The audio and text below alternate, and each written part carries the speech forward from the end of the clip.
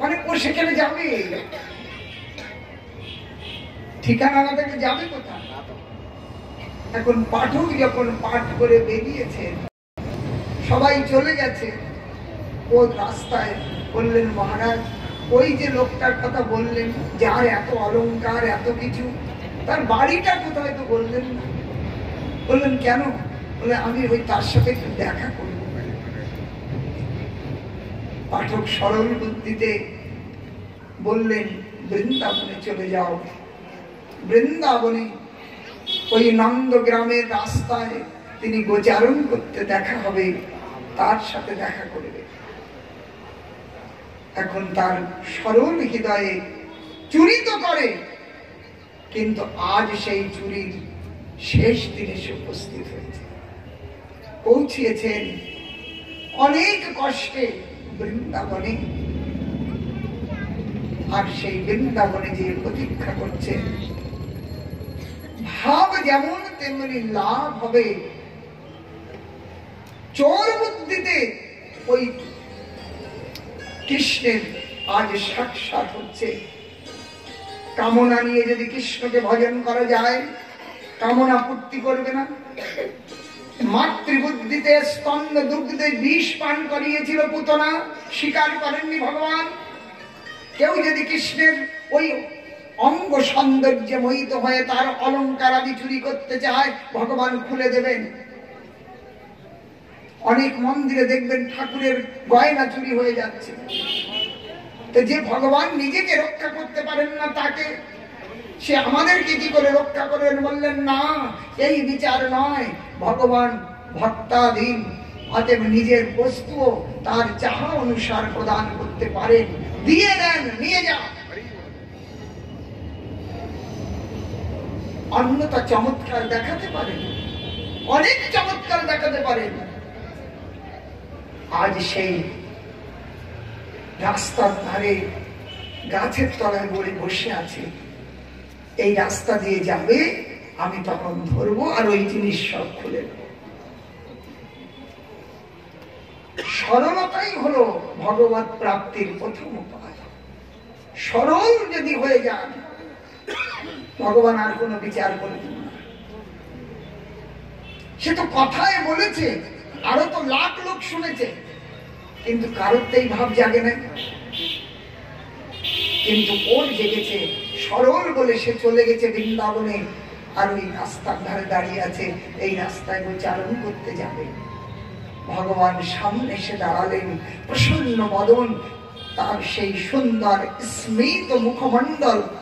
আহা, দেখে ওই চোরকে বললেন, কি ব্যাপার তুমি এখানে?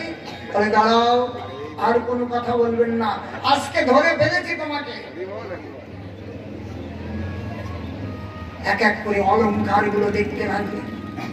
আহা, ভগবানের হাতের বাঁশি অধরে দিয়ে যখন সেই অধরে বাঁশির স্বর জগতের জীবের কাছে প্রকাশ করলেন, চমকে উঠল।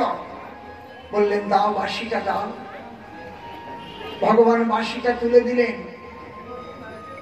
আহা, সেই চোরের মনে হলো, বিনা বাঁশিতে তবু তোমাকে ভালো লাগছে না। আচ্ছা, তুমি বাঁশিটা নিয়ে নাও, ওই গলার হাতটা খুলে দাও।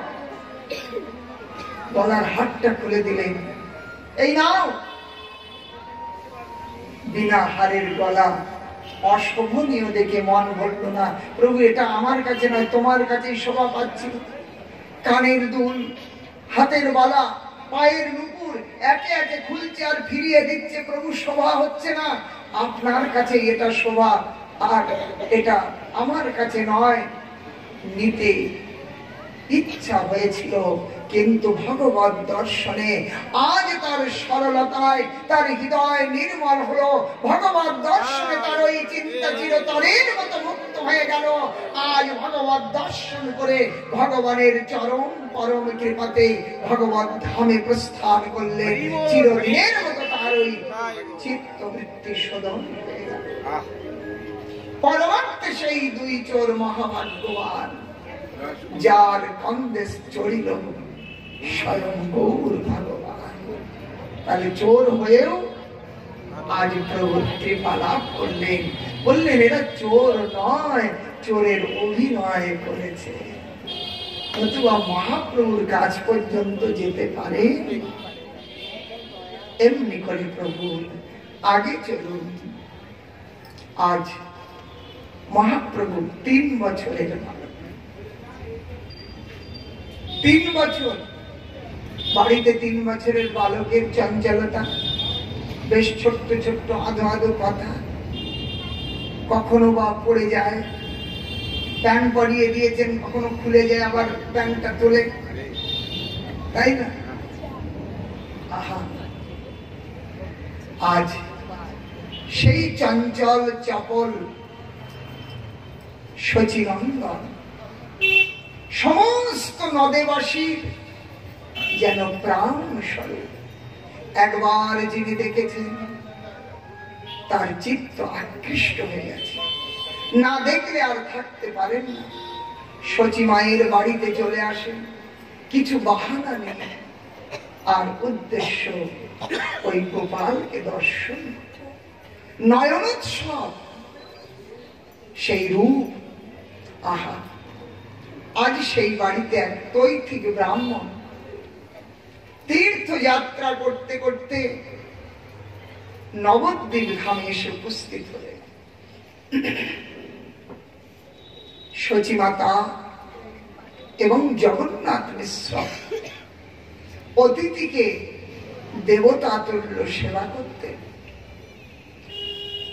আজ সেই ব্রাহ্মণ এসে উপস্থিত হলেন, তৈথিক ব্রাহ্মণ। তীর্থে তীর্থে বিচরণ করতে করতে এসেছেন সন্ধ্যাকালে। লোকের মুখে শুনে যেখানে শচী মাতা অত্যন্ত ব্রাহ্মণ সাধু ভক্ত, তার বাড়িতে অতিথি হয়ে এসেছে। দম্পতি অত্যন্ত সেবা সহযোগে তার সৎকার করলেন। এখন জগন্নাথ মিশ্র প্রণত হয়ে বললেন, হে মহাত্মা, আপনি তো আমাদের হাতের খাবেন না, তাই আমি কাঁচা সামান, চাল ডাল তেল যা লাগবে আমি ব্যবস্থা করে দিচ্ছি, আপনি নিজেই রন্ধন করুন আর আপনি পাক করে ভোজন করবেন। সপাক ভোজি ব্রাহ্মণ, অন্যের হাতের পান না, তাই নিজে রান্না করেন, নিজে পান। আছে সাথে ওই শালগ্রাম শিলা বাল গোপাল, সেই গোপালের নিজে ভোগ দেন, আর সেই ভোগ প্রসাদ পেয়ে জীবন ধারণ করেন। জগন্নাথ মিশ্রের কথায় স্বীকৃত হলেন এবং রন্ধন কার্য করলেন। রন্ধন করে ভোগ লাগালেন। ভোগ লাগিয়ে যখন মন্ত্র উচ্চারণ করছেন, দ্বাদশ অক্ষর গোপাল মন্ত্র, সেই বৃন্দাবনের কৃষ্ণ তার ইষ্ট দেবতা, আজ সেই মন্ত্র যখন জপ করছেন, মন্ত্র জপ করতেই ওই যে গৌর গোপাল, সেই গৌর গোপাল ছুটে চলে এলো।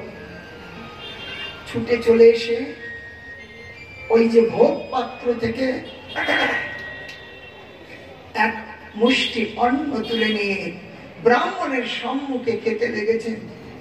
ব্রাহ্মণ চোখ খুলে দেখছেন এক চঞ্চল বালক চলে এসেছে, এসে আমার গোপালের ভোগ নষ্ট করে দিল।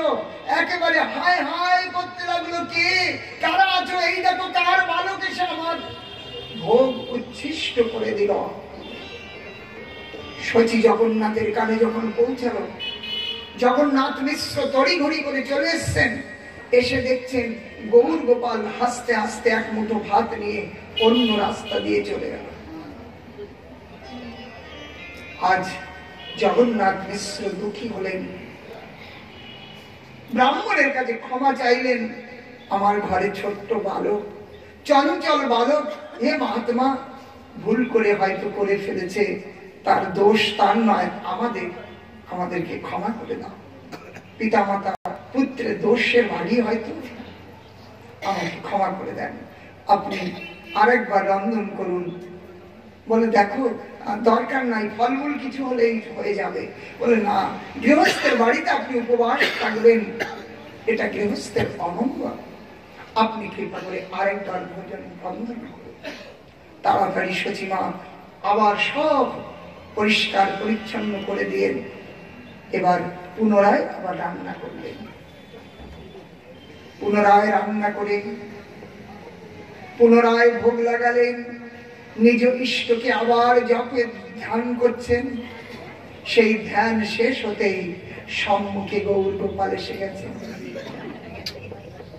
গৌর গোপাল আজ আবার পুনরায় ব্রাহ্মণ উচ্চস্বরে আহ্বান করতে লাগলেন, কে আছো, কোথায় আছো, দেখো আবার সেই দুষ্ট বালক চলে এসছে। তাড়াতাড়ি জগন্নাথ মিশ্র একেবারে একটা লাঠি নিয়ে মারবার জন্য উদ্যত। গৌর গোপাল অন্য রাস্তা দিয়ে পলায়ন করলেন। মায়েরা গৌর গোপালকে নিয়ে বাবা মারবেন, তাই ধরে নিয়ে অন্য রাস্তা দিয়ে তাকে যেন না মারতে পারে তার ব্যবস্থা করলেন। কিন্তু আজ মাথা উঁচু করে কথা বলতে পারছেন না। দুবার রন্ধন করে তিনি গোপালের ভোগ লাগাতে পারলেন না। গৃহস্থের অমঙ্গল হবে এই বিধানে তিনি আর কিছু কথা বললেন না যে আর একবার আপনি রান্না করুন, বলা যাবে। দুবার সেই দৈতিক ব্রাহ্মণ বললেন, বলবে ঠিক আছে, 8:45 আসে। অতএব আর বলবার সাহস করলেন না, মাথা নিচু করে বসে আছেন। দৈতিক ব্রাহ্মণ বললেন, আপনি মনে কিছু দুঃখ করবেন না, ভগবান আজ আমার ভাগ্যে অন্ন লেখেন, ফলমূল কিছু হলেই ওইটুকুই পেয়ে থাকবো, চিন্তা করবেন না। কিন্তু এই দৈতিক ব্রাহ্মণ আজ যে সমস্ত তীর্থ ভ্রমণ করছেন, কত কৃচ্ছ সাধন করে চলেছেন, নিজ ইষ্টকে আরাধনা করে চলেছেন, এই সমস্তের যেন ফল মহাপ্রভু আজ এই নবদ্বীপ ধামে প্রদান করবেন এই ইচ্ছা। তাই আজ গুরু স্বরূপ সেই নিত্যানন্দ বিশ্বরূপ বাড়িতে আসলেন। ওই অদ্বৈত আচার্যের পাঠ থেকে পড়তে গেছিলেন। বাড়িতে যখন প্রবেশ করলেন, তার সেই সুন্দর রূপ মাধুর্য দর্শন করে দৈতিক ব্রাহ্মণ অপলক দৃষ্টিতে তাকিয়ে আছেন। বললেন, এই অপূর্ব পুত্র কার, কে সেই, তার জীবন ধন্য। অন্যান্য সকলে বলতে লাগলেন, এই মিশ্রেরই জ্যেষ্ঠ পুত্র, নাম বিশ্বরূপ। আহা, যার ঘরে এই রূপ, এই পুত্র, তার জীবন ধন্য। বিশ্বরূপকে প্রণাম করলেন এই দৈতিক ব্রাহ্মণ। বিশ্বরূপ ব্রাহ্মণকেও প্রণাম করলেন। আজ বিশ্বরূপ বললেন, আপনার মতো এইরকম মহান আমাদের গৃহে অতিথি, কিন্তু দুঃখ আপনি উপবাসী। বললেন, দুঃখ করবে না বালক, আমি দুইবার ভোগ লাগাতে চেষ্টা করেছি, কিন্তু প্রভুর ইচ্ছা নয়। বললেন, যদি দুঃখ না মানেন, আর একবার যদি আপনি রন্ধন করেন। বিশ্বরূপ বলছেন, বললেন, দুবার হয়ে গেছে, ব্যর্থ হয়েছি। বললেন, আর একবার করুন, ভগবানের ভোগ দিন। আপনি উপবাসী, এটা গৃহস্থের মঙ্গল হবে না। এইটুকু নয়, উদ্দেশ্য হল নিত্যানন্দ স্বরূপ গুরু। আজ গুরু গোবিন্দের সাথে মিলায়, আজ গুরুদেব রূপেতে তিনি আদেশ করছেন। তার রূপ সৌন্দর্যে, তার সেই যে বাণীতে তিনি যেন একেবারে মন্ত্রমুগ্ধ হয়ে গেলেন, আবার রন্ধন করতে স্বীকৃত হলেন।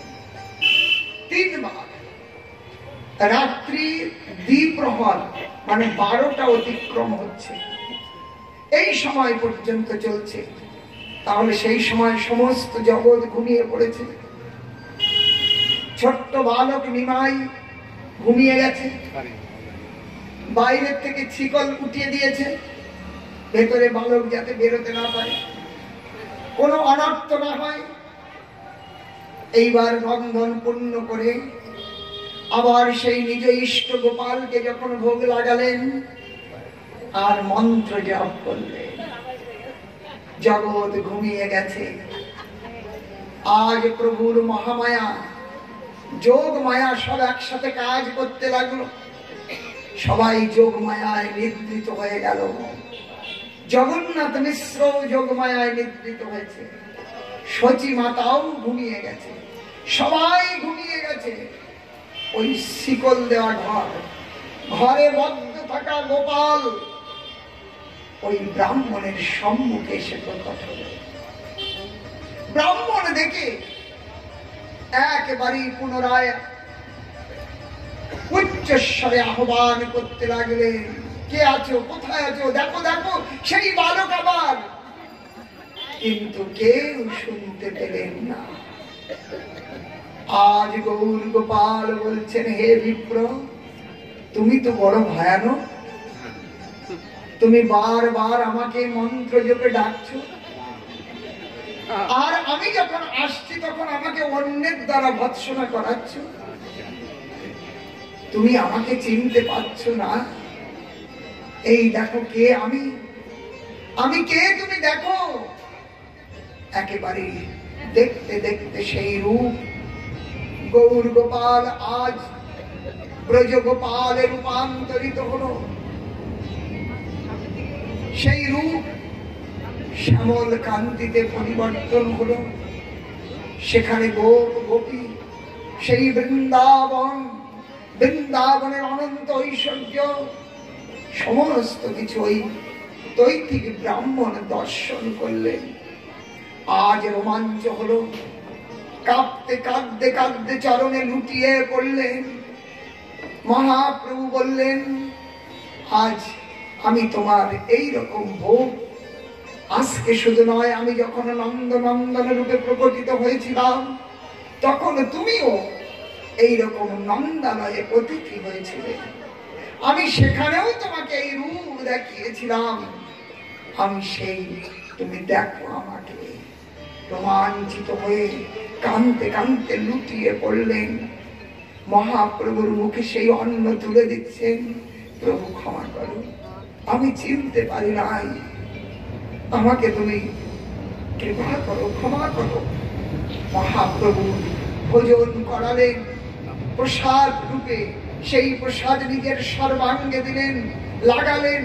কি আনন্দ! আজ রোমাঞ্চিত হয়ে মহাপ্রভু কে প্রণাম করে অচৈতন্য হলে। মহাপ্রভু হস্ত স্পর্শ মাত্র সম্বিত হলো। প্রভু বললেন, যাও প্রসাদ পাও, আর এই আমার অবতারের কথা তুমি কাউকে বলবে না। এখন যদি বলো তাহলে আমার লীলায় আনন্দ হবে না। অতএব যাও প্রসাদ পাও। মহাপ্রভু অন্তর্ধান করলেন। সেখানে মহাপ্রভুকে দেখলেন অষ্টভুজে, সবুজে দেখলেন, অষ্টভুজে দর্শন করলেন। কৃষ্ণ রূপ, রাম রূপ, মহাপ্রভুর রূপ সব তার মধ্যে দেখালেন। দেখো আমি কে। আজ তৈত্তিক ব্রাহ্মণ নিজেকে সম্বরণ করতে পারবেন না। অন্তর্ধান করলেন রূপ। আজ প্রসাদ পাচ্ছেন। সমস্ত জেগে উঠলেন যারা ছিলেন। তৈত্তিক বিপ্র রোমাঞ্চিত, দরদর করে জল ঝরে পড়ছে আর প্রসাদ পাচ্ছে। আজ নিজেকে ধন্য করে মনে করলেন, চিনতে পারলেন। তিনবার মহাপ্রভুর মনে আছে আজ আমি দর্শন দেব, তাই 3বার রন্ধন কার্য করিয়ে, মানে চেষ্টা, বারবার বিফল হলেও আমরা বিফল মনোরথ হব না, আমাদের প্রয়াস থাকবে অচল, দৃঢ় সুদৃঢ়। আজ ওই ব্রাহ্মণ যদি দুবার রন্ধন করে বন্ধ করে দিতেন, না আর করতে পারবো না, তাহলে দর্শন হতো না। আজ সেই দৈতিক ব্রাহ্মণ নিজের ইষ্টকে জানতে পেরে সেই নবদ্বীপ ধাম ছেড়ে আর কোথাও গেলেন না, ওই নবদ্বীপ ধামকে আশ্রয় করলেন। আর নিত্য আমার গৌর চরণ আশ্রয় করে, গৌর আরাধনা করে, গৌর ধাম আশ্রয় নিয়ে অন্তিম দিন পর্যন্ত সেই গৌর ধামে বাস করলেন। অতএব সেই গৌর সুন্দর আজ বিবিধ রূপে এই লীলা প্রকট করলেন। আগে মহাপ্রভুর হাতে খড়ি দেওয়া হলো। পিতা জগন্নাথ মিশ্র বালককে নিয়ে চলেছেন পণ্ডিতের কাছে, টোলেতে। গঙ্গাদাস পণ্ডিত, ইনি হলেন কৃষ্ণলীলার সান্দীপনী মুনি, কৃষ্ণের গুরু। তিনি এই গঙ্গাদাস পণ্ডিত রূপে মহাপ্রভুকে নিয়ে গেছেন। যে জগন্নাথ মিশ্র প্রণাম করে বললেন, হে পণ্ডিত, আপনি যদি আমার এই চঞ্চল বালককে একটু বিদ্যা দান করেন, আমি ধন্য হয়ে যাব। গঙ্গাদাস পণ্ডিত তিনি ওই বালককে দেখে নিজের ইষ্টকে জানতে পারলেন, তাই বললেন, ধন্য তুমি হবে না মিশ্র, এই বালককে পড়িয়ে আমি ধন্য হব। জগতে আমার খ্যাতি নাম, পুত্রের প্রভাবে প্রতাপে পিতার মহিমা বাড়ে, শিষ্যের প্রশংসায় পিতার প্রশংসা বাড়ে, ছাত্রের প্রশংসায় টিচারের মাস্টারের প্রশংসা। আমার ছাত্র দেখো এইরকম একটা রেজাল্ট করেছে, মাস্টার গর্ব করবে না? পুত্র উত্তম কার্য করলে পিতা গর্ব করবে না? তেমনি আজ গঙ্গাদাস পণ্ডিত এইরকম একজন ছাত্রকে পড়াবেন, যিনি জগৎ শিক্ষক, আজ তাকেও শিক্ষা দেবেন যিনি, নিজের গর্ব হবে না?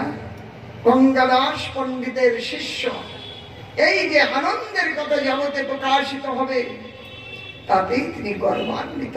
বললেন, ধন্য তুমি হবে না, ধন্য আমি হব। তাই তো আজ তিনি ভর্তি নিলেন। এই যে আমরা বর্ণমালা পড়ি, শিখি, মহাপ্রভু কয়েক মিনিটের মধ্যেই বর্ণমালা একেবারে আয়ত্ত করলেন। এবং প্রত্যেকটি শব্দে আমরা যেমন পথে কাকাতুয়া, খতে খরগোশ বলি কিনা, একটাও বললেন না। প্রত্যেকটি শব্দের সঙ্গে আমার ভগবানের নাম জুড়লেন।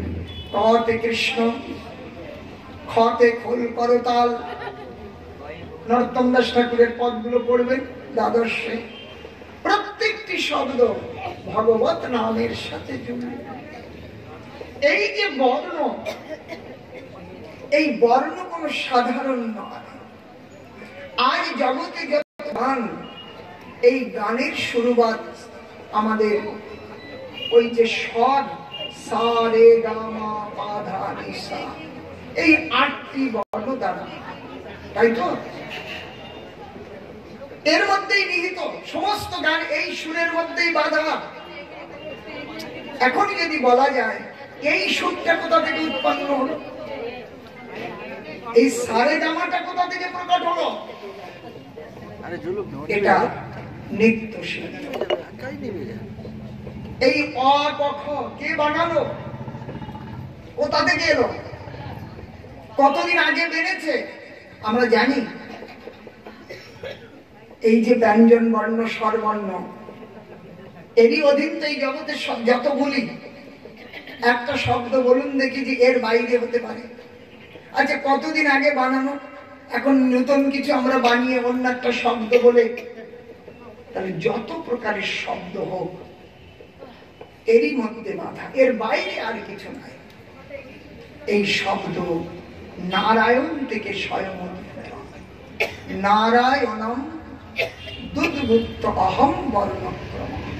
নারায়ণ থেকে এই সমস্ত বর্ণ উদ্ভূত হয়েছে। এর জন্মদাতা অন্য কেহ নয়, স্বতঃসিদ্ধ এই বর্ণ।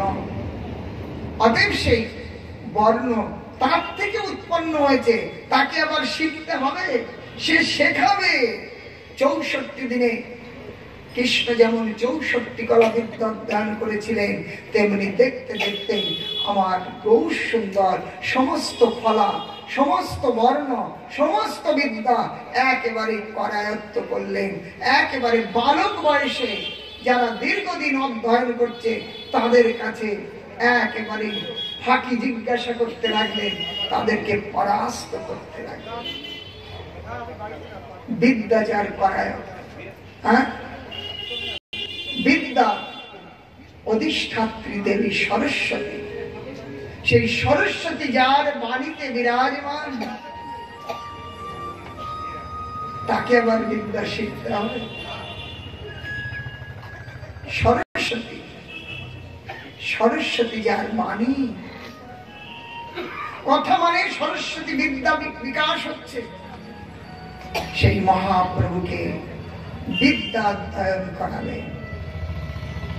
আজ সমস্ত শাস্ত্রে দেখতে দেখতে একেবারে প্রকাণ্ড পণ্ডিত, আজ সেই ছোট্ট বালক সকলকে পরাস্ত করতে লাগলেন। এদিকে বিশ্বরূপ, বিশ্বরূপের যৌবন এসে উপস্থিত হল। 18 বৎসরে পা দিয়েছেন। পিতামাতা বিশ্বরূপের বিবাহের ব্যবস্থা করলেন, কিন্তু বিশ্বরূপ সমস্ত শাস্ত্রে সার কথা জেনে সংসার পরিত্যাগ করে সন্ন্যাস।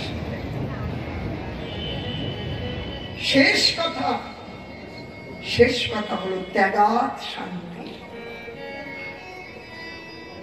ভোগে রোগ, ত্যাগে শান্তি।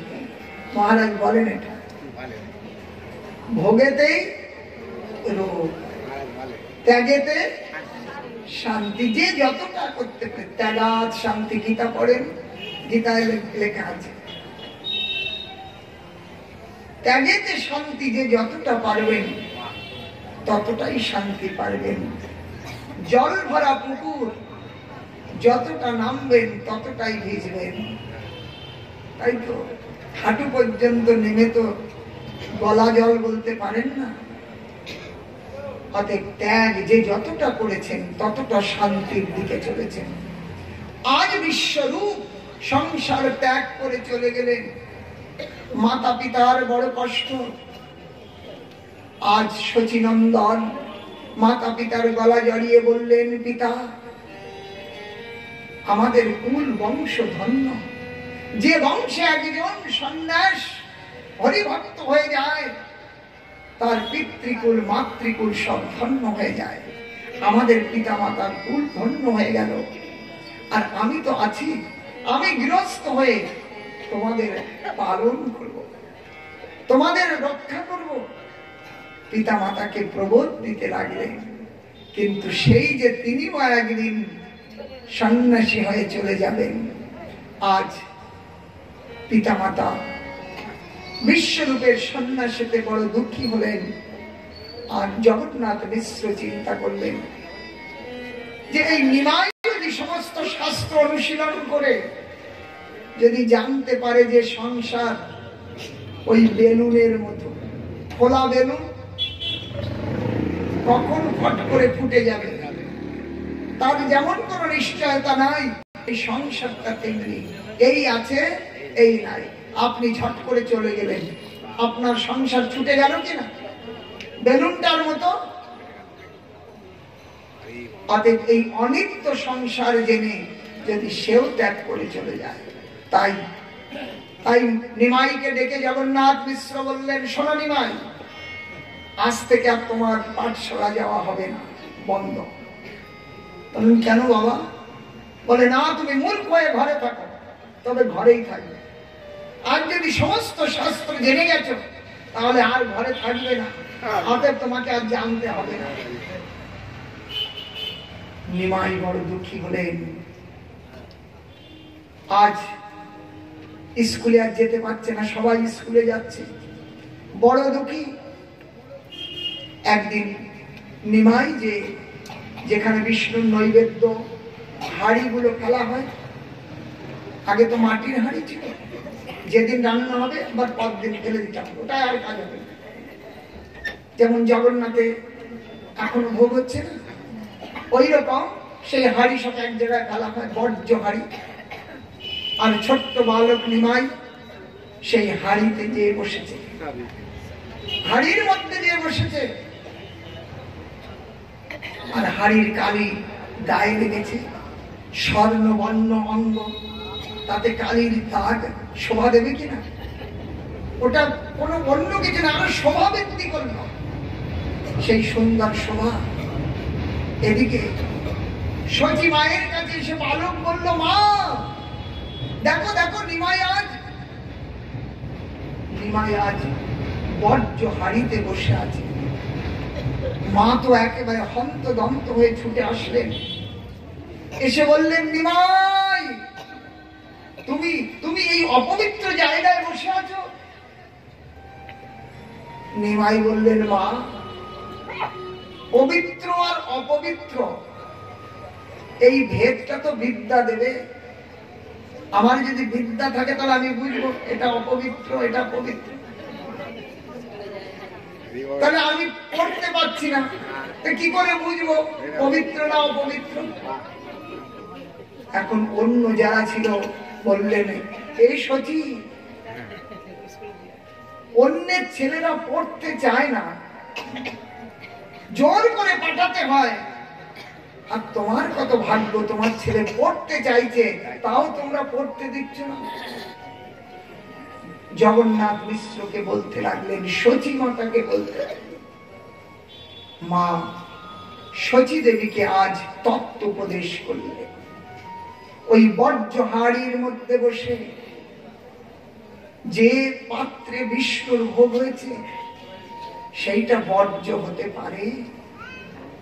আহা, সচ্চিদানন্দ ভগবান, সচ্চিদানন্দের সঙ্গে যেটি জুড়বে সেটিও চেতন সত্তা উপস্থিত হবে। এই মাইকটি আজ ভগবত কথা আপনাদের কাছে পৌঁছাচ্ছে, এও আজ ভগবত শক্তিতে পরিণত হচ্ছে। বাজার থেকে আলু এনেছি, পটল এনেছি, পড়ে গেলে প্রণাম করবেন, কিন্তু ওই আলু পটল যখন প্রভুর ভোগ হয়ে প্রসাদ হয়ে ফিরে আসতে যদি পড়ে গিয়ে আপনার পায়ে লাগে, ওই তো আলু পটল, কিন্তু পায়ে লাগলে মনটা একবার বলবে না প্রণাম করে। তাহলে কেন আগে করলেন না, এখন করছে? ওই যে ভগবানের সাথে জুড়েছে বলে সে আর সাধারণ নাই, প্রণামের যোগ্য হয়েছে। অথবা গঙ্গার জলধারা পবিত্র, সেই পবিত্র জল এই শহরের কত গন্ধ নালী, কত গন্ধ জল যে সেই পবিত্র গঙ্গা জলে পড়ছে। তাহলে নালী তো অপবিত্র, স্পর্শ মাত্র অপবিত্র হয়ে যেতে হয়। সেই অপবিত্র যদি পবিত্র গঙ্গায় গিয়ে পড়ে তখন আর অপবিত্র থাকে? পবিত্র হয়ে যায় না? ঠিক তেমনি আমি, আমার মতো একটা গন্ধ নালী, চতুর্দিকে গন্ধ বেরোচ্ছে, সেও যদি সেই পবিত্র সচ্চিদানন্দ স্বরূপ ভগবানের সঙ্গে সংযুক্ত হই, আমার সমস্ত দুর্গন্ধ মিটে গিয়ে আমরাও পরম চিরতরের জন্য পবিত্র হয়ে যাব।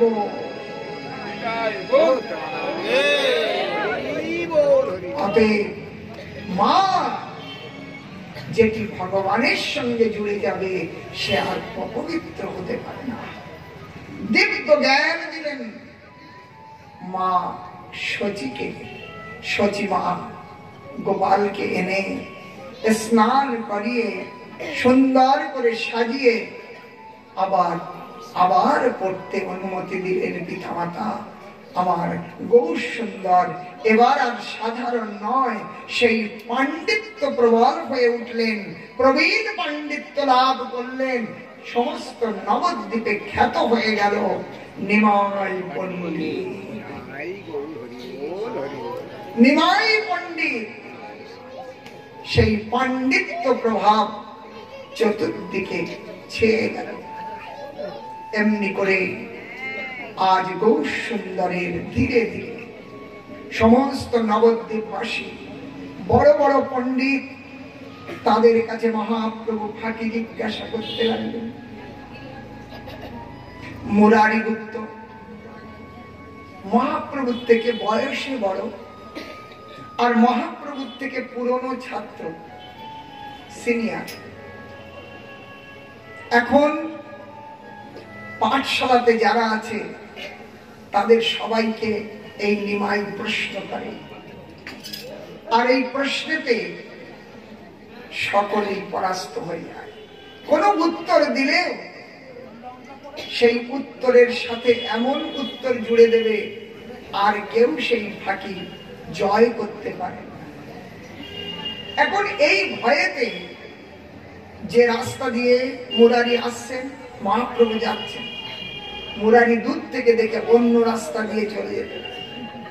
মহাপ্রভু বললেন, কি হলো, তুমি অন্য রাস্তায় যাচ্ছ কেন? বলে, ওই রাস্তাটা না ভালো নয়, সেই জন্য এই রাস্তা দিয়ে যাচ্ছি। এমনি করে সমস্ত বড় বড় পণ্ডিত বালকের কাছে পরাস্ত হতে লাগলো। নিমাই পণ্ডিত বলে প্রখ্যাত হলো নবদ্বীপে। অনেক ছাত্র নিমাইয়ের কাছে পড়তে লাগলো। একে একে সমস্ত বিদ্যা অধ্যয়ন করলেন। 64 দিনে 64 কলা বিদ্যা, সমস্ত বিদ্যার যিনি কেন্দ্র। বাগীশা যস্য বদনে লক্ষ্মীর যস্য চ বক্ষসি, যার বদনে লক্ষ্মী দেবী বিরাজমান। লক্ষ্মী যার বদনে বিরাজমান, এইরকম পণ্ডিত। একদিন সমস্ত নবদ্বীপের পণ্ডিতরা সন্ত্রস্ত, যাকে দেখে তাকেই জিজ্ঞাসা করে, পরাস্ত করে। তাহলে বড় বড় প্রবীণ যারা, তাদের একটু রাগ হবে কিনা? এখন মনে মনে কোন রকমে তাকে পরাস্ত করতে পারছে না। একদিন এক দিগ্বিজয়ী পণ্ডিত নবদ্বীপে এলেন, কেশব কাশ্মীরি নাম, প্রকাণ্ড পণ্ডিত। সরস্বতীর আরাধনা করে তিনি বর প্রাপ্ত করেছেন। তিনি যা বলবেন সেটি বোঝার ক্ষমতা তো দূরে, ভুল কি করে বুঝতেই না পারলে ভুল ধরবে কি করে? এত বাকসিদ্ধ পণ্ডিত কেশব কাশ্মীর। তিনি ভারতের বড় বড় তীর্থ পণ্ডিত সমাজ, কাশী, কাঞ্চি, অবন্তিকা, মায়াবতী, এ সমস্ত বিজয় করে জানতে পারলেন তখনই তুমি বিশ্ব বিজেতা হবে যখন নবদ্বীপ ধামকে জয় করতে পারবে। সেখানে পণ্ডিত সমাজ, সেই সমাজকে জয় করতে পারলে তুমি বিশ্বজয়ী বলে কথিত হবে। তিনি নবদ্বীপ নাম শুনে সেই নবদ্বীপে এসে উপস্থিত হলেন। তার সাথে অনেক হাতি ঘোড়া, বড় বড় জয়পত্র, বিভিন্ন পণ্ডিত সমাজ জয়পত্র লিখে দিয়েছে, অনেক পদক গলায় ঝুলছে। সেই সমস্ত নিয়ে হাতি ঘোড়া শিষ্য সামন্ত নিয়ে নবদ্বীপে প্রবেশ করলেন এবং নবদ্বীপে যে তিনি ঘোষণা করলেন, আমি এই নবদ্বীপে পণ্ডিত সমাজের সঙ্গে তর্ক যুদ্ধ করতে এসেছি। যার সাহস আছে সে আমার সাথে এসে তর্ক যুদ্ধ করুক। পণ্ডিত সমাজ সব বলল এই একটা সুযোগ। ওই যে নিমাই পণ্ডিত বড় চতুর, সে আমাদের সবাইকে ফাঁকি দিয়েছে। আজকে দেখি তাকে একটু দমন করা উচিত।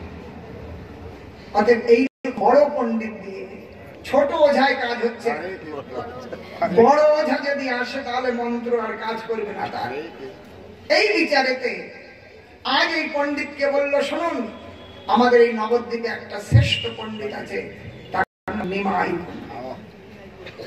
আপনি তার সাথে তর্ক যুদ্ধ করুন, শাস্ত্র তর্ক।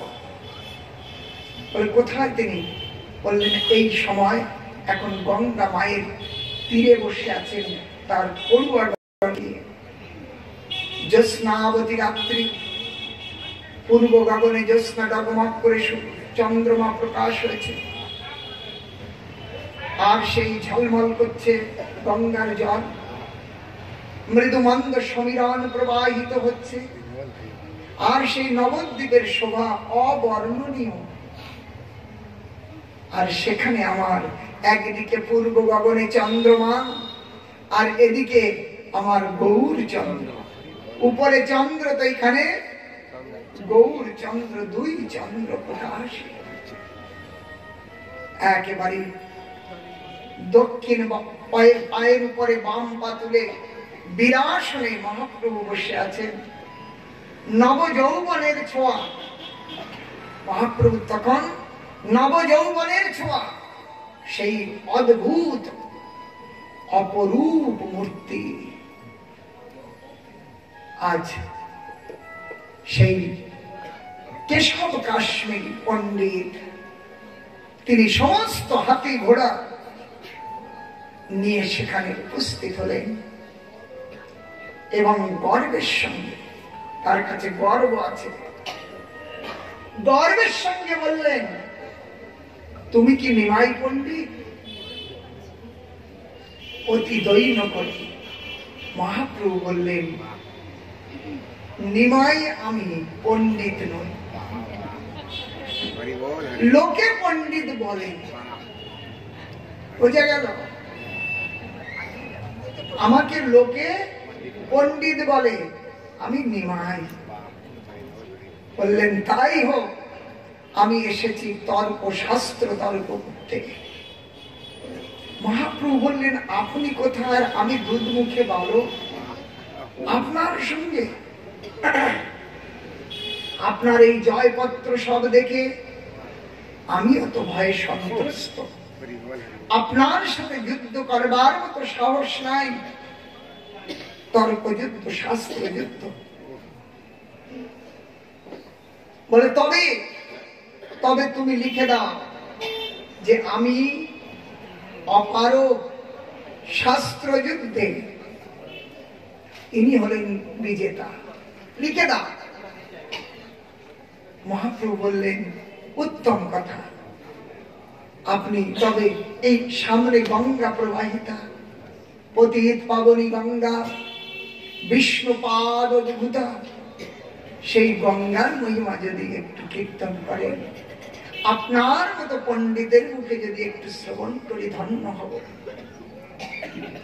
এই সুযোগ পেয়ে গর্বান্বিত ওই কেশব কাশ্মীরি ঝঞ্ঝাবাত প্রায় স্বরচিত শত শ্লোক গঙ্গার মহিমা গান, শত শ্লোক উচ্চারণ করলেন। ঝঞ্ঝাবাত, কোন শ্বাস প্রশ্বাস নিতে বিরাম বিশ্রাম নয়, কোন মুখস্থ নয়, স্বরচিত, সাথে সাথেই রচনা করে বলতে চলেছেন। কত বড় পণ্ডিত! একেবারে ঝড় তুফানের মতো 100 শ্লোক উত্থাপন করলেন মহাপ্রভু, এবং সমস্ত যারা বসেছিলেন সকলেই প্রশংসা করলেন। ধন্য, আপনার কাছে এই যে পাণ্ডিত্য, এটা এই ত্রিভুবনের মধ্যে কারোর মধ্যে নাই। অতীব ধন্য আপনি। তবে এই যে শত শ্লোক উচ্চারণ করলেন, এর যদি একটু দোষ গুণ বিচার করেন তাহলেই আমরা শুনে কৃতার্থ হব। একেবারে অগ্নিমুক্তি হলেন। দোষ আমার শ্লোকে দোষ, গুণে গুণে ভরা, এখানে কোনো দোষ হতে পারে না। মহাপ্রভু আরো দৈন্য হলেন। দৈনই হল ভূষণ। দৈন দয়া অন্যমান প্রতিষ্ঠা বর্জন। চারি গুণে গুণী হয়ে করো নাম সংকীর্তন। দৈন দয়া অন্যমান আর প্রতিষ্ঠা বর্জন। আরো দৈন হলেন, বললেন যদি কিছু মনে না করে তাহলে বলি, বলো। বললেন বড় বড় কবি, তাদেরও রচনার মধ্যে দোষ থাকে, সম্পূর্ণ দোষ মুক্ত নয়, কিন্তু অধিক গুণে দুই একটু দোষ, সেটাও ধর্তব্যের মধ্যে আসে না। গুণ ভরা দোষ থাকবে, দোষে গুণে গড়া জগৎ। কিন্তু সেই দোষটা যদি জানা যায় তাহলে সংশোধন করব, না জানা গেলে কিছু হবে না। ব্যাধি হয়েছে জানি না, তাহলে উপচার হবে? তার ডাক্তারের কাছে গেলাম, ডাক্তার বললে এতদিন থেকে ব্যাধি পুষে রেখেছে। বলে জানতে পারি নাই তো করবো কি করে উপাচার? তাহলে জানতে পারলেই তার উপাচার হবে, উপশমের ব্যবস্থা করব। আজ সেই পণ্ডিত বললেন একটা তুমি বলো কোন শ্লোকের আমি অর্থ বলবো। মহাপ্রভু ওই যে শত শ্লোক ঝঞ্ঝাবাতের মতো বলে গেছেন, ওর মধ্য থেকে একটি শ্লোক মহাপ্রভু বললেন। একটা শ্লোক মহাপ্রভু যখন সেই শ্লোক উচ্চারণ করলেন, এই দিগ্বিজয়ী পণ্ডিত স্তম্ভিত হলেন, চমকিত হলেন। একই, আমি তো ঝঞ্ঝাবাতের মতো বলে গেছি এবং স্বরচিত, এটা অন্য কোথাও নাই যে অন্য লোক মুখস্থ করে রেখেছে, আমারই রচনা। কিন্তু এই বিন্দু মাত্র সময়ের মধ্যে কণ্ঠস্থ করা, এটা তো কোনো সাধারণ নয়। ওই প্রথম ধাক্কা লাগলো দিগ্বিজয়ের, যে এত শীঘ্র এটা ধারণ করলো কি করে। মহাপ্রভু বললেন তুমি এটা ধরলে কি করে, ধারণ কণ্ঠস্থ কি করে করলে? মহাপ্রভু দৈন্য করে বলছেন, আপনি সরস্বতীর বরে বাগ্মী বর, কেহ বা সরস্বতীর বরে শ্রুতি ধরত হতে পারে? শুনলেই কণ্ঠস্থ। তবে দেখো এই শ্লোকের মধ্যে কোনো দোষ নাই। মহাপ্রভু বললেন যদি কিছু না মনে করেন তাহলে আমি বলি, এর মধ্যে চারটি দোষ ঝলমল করছে। স্তম্ভিত হলে এই বালক ব্যাকরণ পড়ায়, বালক তো ব্যাকরণ পড়ায়, তুমি এই রসতত্ত্ব কি করে বুঝবে? মহাপ্রভু বললেন আমি পড়ি নাই, কিন্তু আমি শুনেছি, আমি তাই বলছি। আজ একে একে সেই শ্লোকের অর্থ এবং তার দোষ নির্ধারণ করলেন।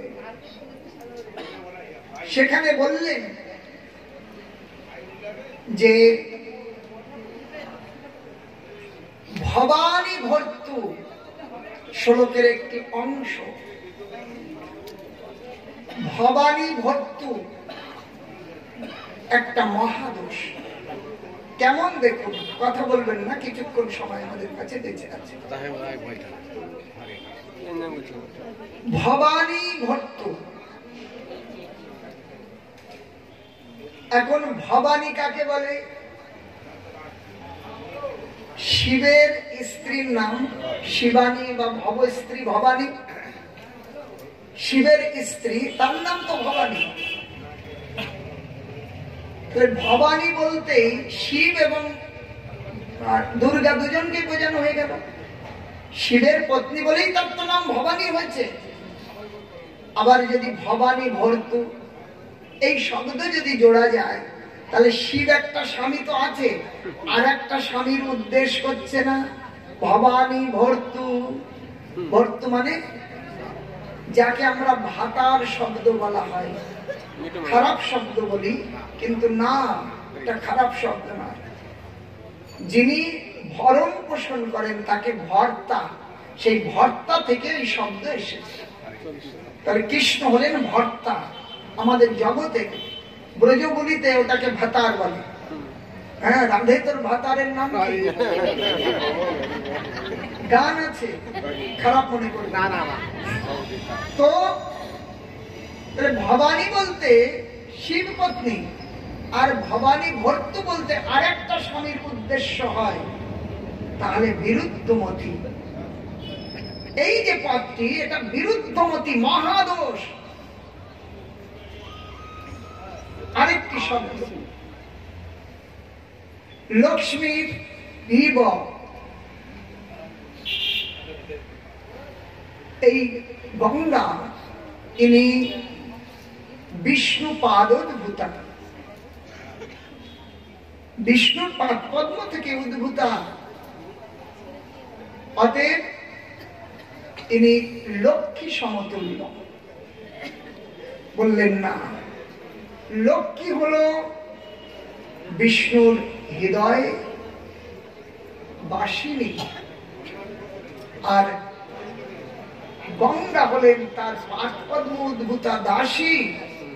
তাহলে দাসীর ভূমিকা ওই অর্ধাঙ্গিনীর জন্য নয়, তার ভূমিকা।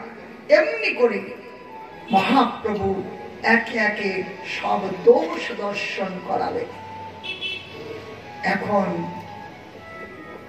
এত জায়গায় সম্মান নিয়ে যিনি এসেছেন, বড় বড় পণ্ডিত সমাজে যারা যার অর্থ বোঝা তো দূরের কথা, ভুল কি করে ধরবেন, বুঝতেই পারেন নাই, ভুল ধরবেন কি করে। সবার কাছে জয়পত্র এনে একটা সামান্য ছোট্ট বালকের কাছে আজ তিনি আর কোনো কথা বলতে পারলেন না, নির্বাক হয়ে গেলেন। গা দিয়ে ঝরঝর করে ঘাম যাচ্ছে, ঘাম ঝরছে, মাথা নিচু করে বসে আছেন, কিছু বলতে পারছেন না। যারা সমস্ত শিষ্য ছিলেন তারা যেন হাসবার জন্য প্রস্তুত নিলেন, উপহাস করতে। মহাপ্রভু ইশারা করলেন, না, মানির মান দেয়া কর্তব্য। মানির অপমান মৃত্যুর থেকে আরো বেশি, তার আঘাত খবরদার নয়। মহাপ্রভু তার মনের দশা দেখে বললেন, দিগ্বিজয়ী পণ্ডিত, আজকে আপনি একটু ঠিক অপ্রস্তুত হয়েছেন মনে হচ্ছে। আপনি কাল পুনরায় আসুন, আবার আমরা শাস্ত্র চর্চা করব। মহাপ্রভু, আপনি আজ ফিরে যান, আপনাকে দেখে মনে হচ্ছে আজ আপনি অপ্রস্তুত, আমার সাথে যুক্তি তর্কে তার আসতে সমর্থ নন, আপনি কাল আসবেন। মহাপ্রভুকে প্রণাম করে আজ চলে গেলেন। মনে মনে চিন্তা করছেন, আমি সেই সরস্বতী দেবীর কাছে জিজ্ঞাসা করি যে তুমি আজ সর্বত্র আমার বিজয় ঘটালে, আর একটা ছোট্ট বালকের কাছে পরাস্ত করলে। যদি সেই রকম মহাপণ্ডিতের কাছে পরাস্ত করতে অতটা দুঃখ হতো না, একটা বালকের কাছে তুমি আমাকে পরাস্ত করলে। তাই তিনি ঘরে ফিরে গেলেন। আজ ভোজন করলেন না, শয়ন করলেন না, সেই সরস্বতীর মন্ত্র জপে মগ্ন হলে। মন্ত্র জপে মগ্ন। সেই অর্ধরাত্রিতে মা সরস্বতী প্রকটিত হলেন। পুত্র, একেবারে সরস্বতীকে দেখে সাষ্টাঙ্গে প্রণাম করে বললেন, মা এ কি করলে তুমি? আজ একটা বালকের কাছে তুমি আমাকে পরাস্ত করলে, যার সামনে আমার বাণী আর প্রকাশিত হলো না, আমার বাণী প্রকাশ হলো না।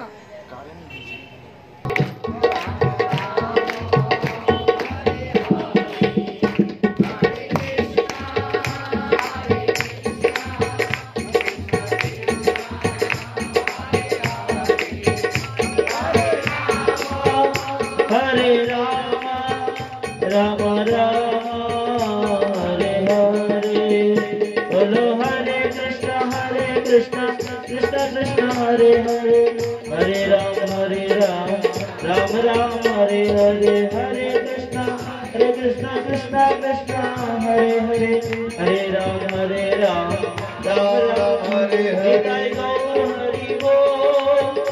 हरि बोल हरि बोल हरि बोल हरि बोल हरि बोल हरि बोल हरि बोल हरि निताय गौर प्रेमानंद हरि हरि बोल।